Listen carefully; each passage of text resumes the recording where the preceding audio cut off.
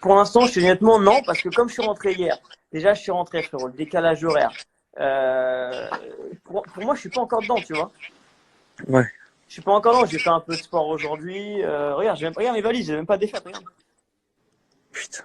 J'ai même pas défait ma valise. Donc là, franchement, non, pour l'instant, je suis pas angoissé d'être là, de dire ouais, qu'est-ce que je vais foutre parce que je viens de rentrer. Par contre, regarde ma tête, hein, tu peux me faire un screenshot. Reparle-moi dans 3 4 jours. Là, frérot, je vais être mal, je pense. Clairement. Frère, on va pas Ah, se mentir. Hein. là, ils ont tout confiné à Los Angeles?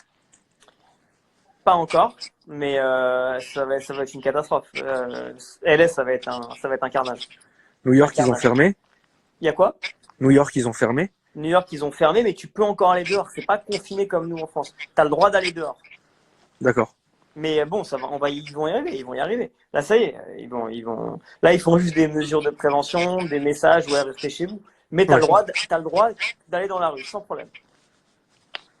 Moi, il y a un truc qui est ouf, c'est que le soir du confinement, donc la veille du confinement, en France, il y a des gens qui sont partis exprès en boîte ou se bourrer la gueule une dernière fois. Enfin, c'est insolent de faire ça, quoi. Ouais, frérot, ouais, c'est n'importe quoi. Ça, c'est incompréhensible. On dirait qu'on leur a dit, ouais, tu vas rentrer en prison, va kiffer ta dernière soirée. La, la, la vie de ma mère, frère, moi, la seule chose que j'ai faite avant le truc, j'ai dit, bon, bah, ça va être la merde. Je suis parti, je me suis fait un McDonald's, frérot. Bah oui, frérot.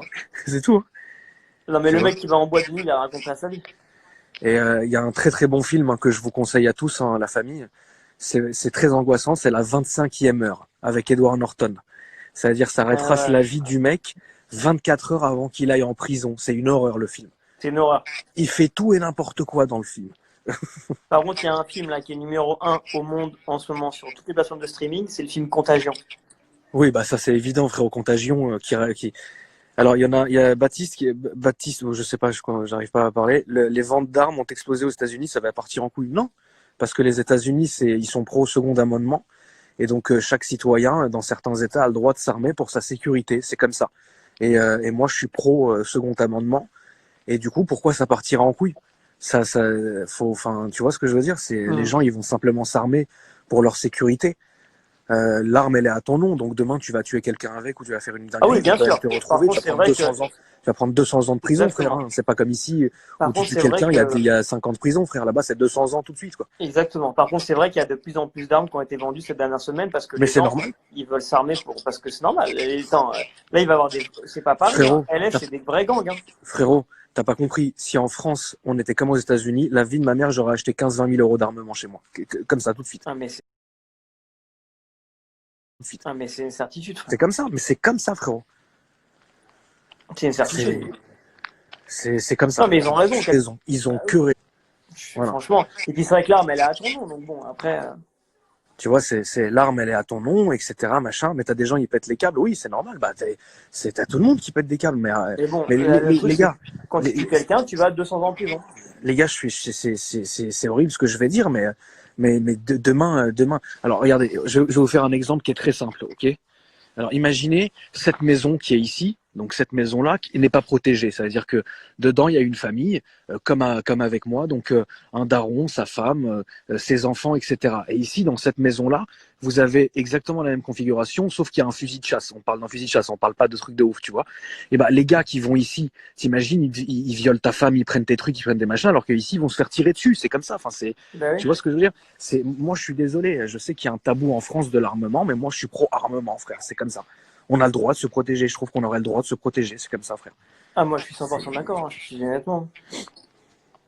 C'est comme ça. Je suis désolé. Non, mais moi, je suis pour. Alors, bon, t'en as qui vont pas du tout être contents, pas du tout être d'accord, mais quelqu'un, il rentre chez toi et viole ta femme, moi, il faut que tu le défendes, quoi.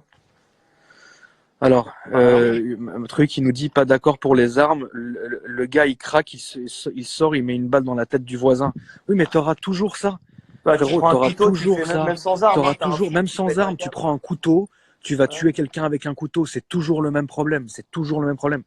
Et vous savez, je vais vous dire un truc de toutes les manières. Aux États-Unis, ils font quand même alors il y a quand même des suivis. Encore en France, hein. En France, il y a vraiment où tu vois limite des psys pour avoir ta détention d'armes, Bien etc. Tu sûr. fais des contrôles, tu fais des trucs, etc. Moi, c'est mon cas. Depuis 16 ans, depuis que j'ai eu 16 ans, je fais du tir sportif. Ma détention d'armes, je l'ai eu à 21 ans. j'ai rempli mes 12 détentions, donc j'ai 12 armes, je suis détenteur de 12 armes légalement chez moi. Et du coup, il y a un grand suivi. Hein. Ne croyez pas que s'ils sentaient qu'il y avait un petit truc qui allait pas chez toi, ils te laisseraient comme ça. Ça Bien existe. sûr. Tu vois ce que je veux dire. Donc voilà, hein, frérot. Il y en a qui sont